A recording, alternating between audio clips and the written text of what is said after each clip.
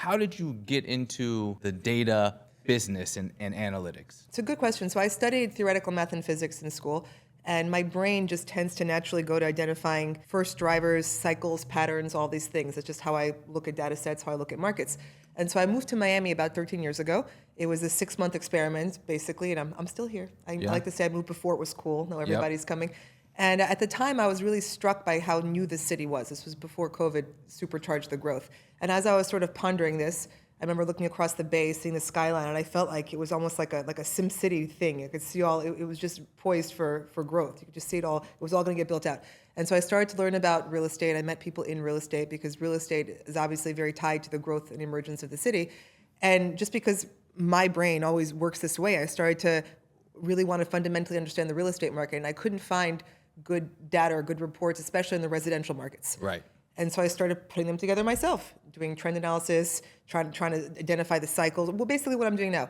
And so I had a friend, kind of a mentor back then, and he thought that was really great. He'd been in the industry for a long time, and he said, wow, this is so useful, you should publish it. I remember I said, it's so obvious, it's not interesting. And he said, no, it's not obvious to everybody. And so I started publishing it about 10 years ago, and it's subsequently evolved into what it is today. You're clearly great with numbers. Where did you find this data, and how did you start putting it together and creating your reports? So most of the data in the reports is from the MLS, and the MLS lets you export all sorts of raw data. It's actually a very powerful tool. You can export any number of criteria, create your own custom exports. Most people are probably unaware of this, but there's a whole export function that will give you raw data. And then you can plug it into your own databases, your own algos, extract, partition, segment, do what you will. And so most of it is from there. For the very high end, I also, because there's so few transactions, we're missing one really matters, I also check with tax records. Let's talk about wealth migration patterns and what we're seeing. What are you seeing in the data? The data, when you look at our market, when you look at data sets, and you find a segment where there is a drastic difference in the now versus the before, where the numbers are just completely different, that usually signifies that there is a force in the market that did not exist before. And that force right now is that tremendous wealth migration. So when we look at our markets, the higher up you go in price and the higher up you go in price per square foot, the more the market is drastically different than it was before. We have regular transaction volume now at price points that did not exist before COVID. And so when you segment the market, for example, past $3,000 a foot, barely transacted before COVID. Now we have 40 plus transactions a year, and it was zero back before COVID. This is for single family. And when we look at January data, we had record high transaction volume again this January, past 3,000 a foot, past $20 million. So we have order of magnitude growth at the very, very high end, and that is an indication of this new force. And so the headlines that are coming now from California, this is not a new thing. The Google guys, Sergey Brin buying a house here isn't a one-off, and it's not the first. With Stephen Ross in West Palm, we have Citadel headquarters here. We have Jeff Bezos, of course, leaving his home state in the wake of their threat to tax unrealized capital gains also. So it's a continuation. Let's talk about taxes. Let's talk about states. Florida, of course, we have no state income tax. Right. People know that. Is this just a trend that you think is happening? A couple billionaires decide that, we have palm trees, better weather, or do you think this is structural and this is a lasting pattern that we're going to see? It's a structural lasting pattern, and it's early days. Early days. It's very much early days. The billionaires, they're the headline, right? Yeah. Everybody knows them. They're the cool headline. So-and-so bought a $50 million house, left his home state. That's the headline. But they're not a one-off. The whole thing flows beneath them. And we have census and IRS data that actually corroborates this, and it's ongoing. And I had made a compilation back in using 2023 data that showed the biggest losers and gainers of interstate migration. And of course, the top 2 losers were California and New York. The top winners were Texas and Florida, but we're 4 times smaller. And then I said, I wonder how strong the correlation is with the top marginal tax rate of the state. So I made a column showing that, and the pattern is super clear. Of course, we're 0, Texas and Florida are 0, but it goes down the line. Like, it's a very strong correlation. And then I made a column showing the political affiliation of the sitting governor, and the pattern very much holds. It was a 9 of the 10 winners were red states, 8 of 10 losers were blue states. It's a very strong pattern. So it's a structural shift in the country. What's happening is this. Socialist-leaning regimes, we'll call them, who like to tax wealth. Mamdani, Newsom. And of course, in Miami, we have people who are very well aware of what happened in Venezuela, Cuba, all of those things. It's not a new script. The hostilities towards capital tends to grow because as you kick money out, the need for money becomes more dire. So you start taxing a bigger and bigger percentage of the population. It always goes that way. The U.S. income tax was originally only supposed to affect less than 1% of the population. And of course, we have what we have today. So anyway, we have these states that are more hostile to capital than others. And in a high tax jurisdiction, your top 1% accounts for almost 50% of your revenue. That's right. So you lose just 10% of those people, or heavily skewed towards the highest earners of those people, right? What have you done? You've accelerated your budget shortfalls. And what's going to happen is the powers that be in these states will inevitably continue their hostilities towards capital. They're running the old script.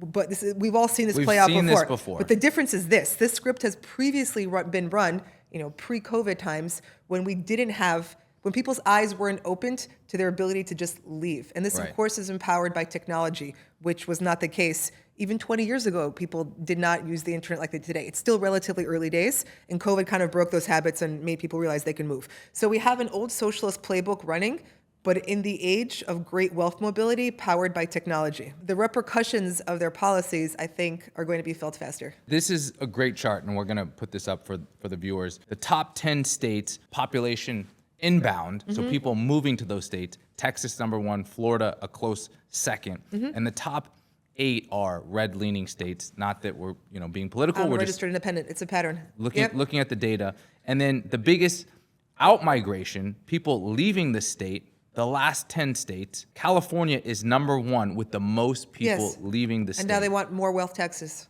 And 9 of 10 of those states are blue. They're Democratic states. This is really interesting, for people, looking for a friendly place to do business. Correct. Or unfriendly Correct. place. Because great point, because while they're creating this negative cycle, they're feeding their negative momentum loop, we're in a positive loop that only gets strengthened as people move here. So there's a divergence of realities that's happening across this country. So this pattern is going to continue. We saw the Google guys come. Larry Page, he bought a house recently in January, spent over $180 million on actually 3 Like a properties. compound, yeah. Compound, Coconut Grove. Yep. Sergey Brin just announced he bought a $50 million home this week. Let's talk about, you said something interesting earlier about the top end of the market. Right. Okay. What are the trends in the top end of the market? Why are so many of the new developments in the luxury side versus on the lower end of the market? Okay, great point. So for new development, for condo development, there's a few realities here that are also necessitating that these projects are delivered at higher price points. Because, as you know, you're a developer. As a real estate developer, the cost. Could you possibly deliver a condo at $500 a foot? No. Absolutely not. Even $1,000 a foot's a stretch right now. You can't really even do that. I keep saying it's impossible below $1,000. It's really even higher than that. I don't know what's below $1,200, $1,400 anymore in the urban core. For the listeners, what Anna's saying and reinforcing the data that I've talked about, we've talked about as developers, and why so many of the new buildings are luxury is because of the economics of building.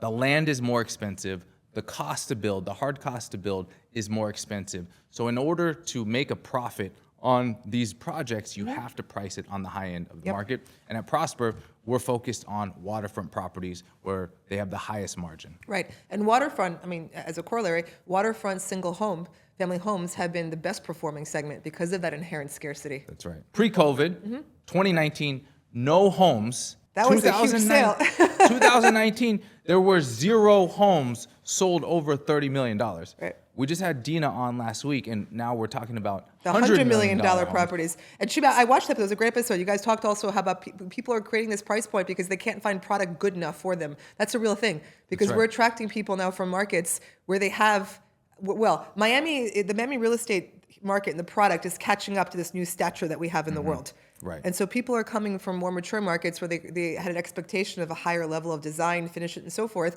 And even in a $50 million house they're finding here, they're saying it's not to my liking, and they're going to this next level. And Dina said exactly the same thing. And they're buying and spending that money just for the land value. It's that inherent scarcity principle. The scarcity. Yep. So no home sold for over 30 million. I think there was one in 2018 or 2018 one, none in 2019, and then the trend goes up and to the right.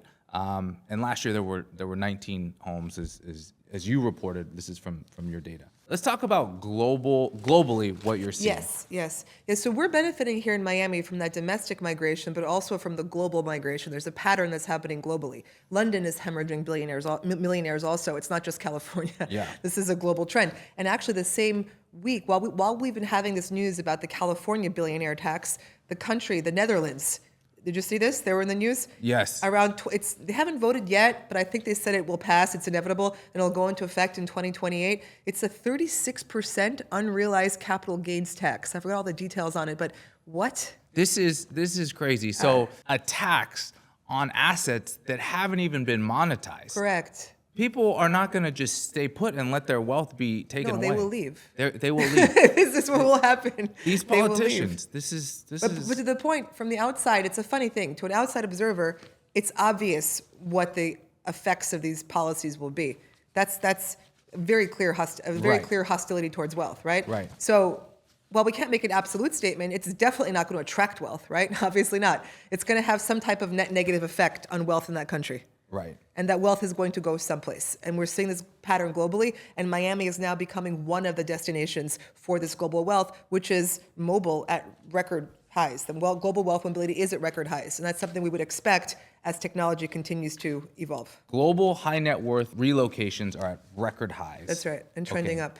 And trending up. This chart that we're going to Yep. put up on the screen, up and to the right. Correct. COVID really was the catalyst for this, as you said, Anna.